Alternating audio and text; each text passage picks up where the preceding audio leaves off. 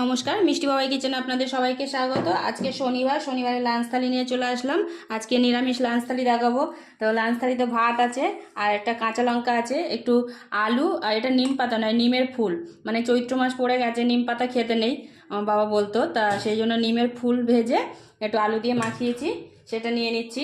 আর করেছি ভেন্ডি ভাজা শুকনো লঙ্কা দিয়ে, এটা নিয়ে নিলাম। আর করেছি কাঁচকলা, বেশ গোল গোল করে ভাজা করেছি, সেটা নিয়ে নিচ্ছি।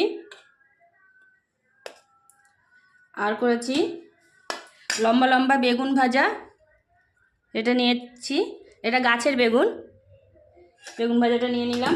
আর মুগ ডাল করেছি, মুগ ডালটা নিয়ে নিচ্ছি। আজকে প্লেন করেই মুগ ডাল করেছি।